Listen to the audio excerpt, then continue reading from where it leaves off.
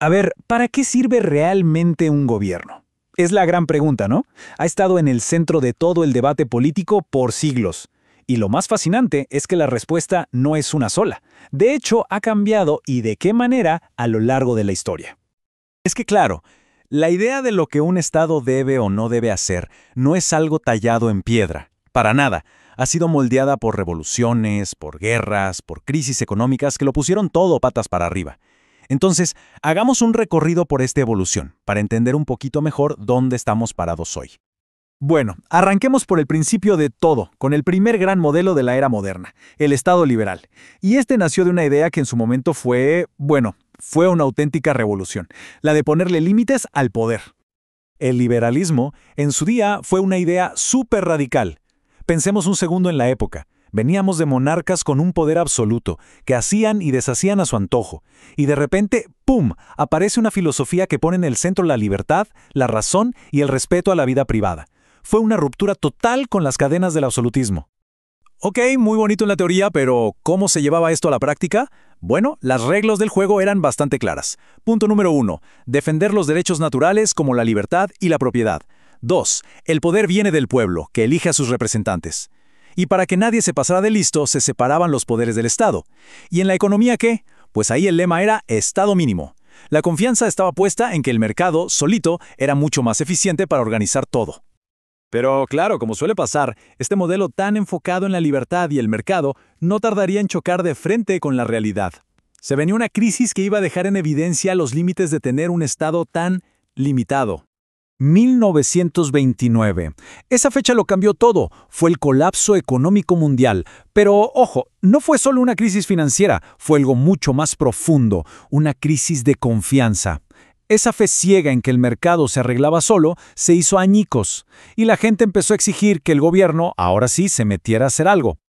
Y de los escombros de esa crisis no surgió una, sino dos respuestas. Dos caminos que se fueron a los extremos y que definieron el siglo XX. Uno que apostaba por el control total y otro por el cuidado total. Por un lado teníamos la visión fascista. Mussolini lo decía sin rodeos. Para ellos el Estado lo era todo. Fuera de él no había nada. El individuo solo tenía valor si servía a los intereses del Estado. Un modelo, pues, totalitario.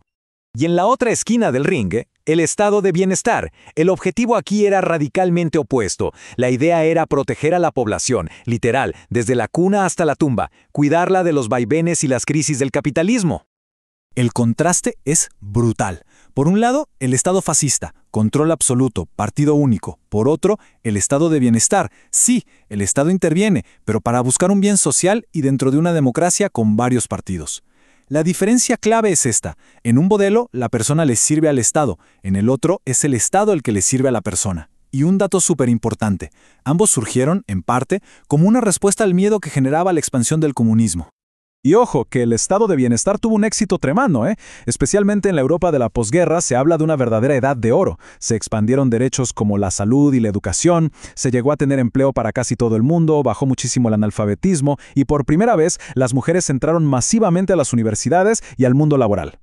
Pero la historia es como un péndulo, ¿no? Después de décadas con el Estado como gran protagonista, la balanza empezó, poco a poco, a inclinarse de nuevo hacia el otro lado, hacia el mercado. La cosa empezó a cambiar en los 70s, con la crisis del petróleo y los enormes gastos militares de la Guerra Fría que ahogaban las cuentas públicas. Luego, en los 80s, aparecen en escena figuras como Reagan y Thatcher, que defendían a capa y espada las soluciones de mercado. Y el remate final llega en los 90s con la caída de la Unión Soviética, que para muchos fue la prueba de que el control estatal total no funcionaba. Y con todo este viento a favor, surge la famosa receta neoliberal. Era casi un manual de instrucciones de 4 pasos. 1. Abrir las economías quitando protecciones. 2. Privatizar las empresas públicas. 3. Desregular los mercados, o sea, menos controles. Y 4. Flexibilizar las leyes laborales. Al final del día, el objetivo era muy claro.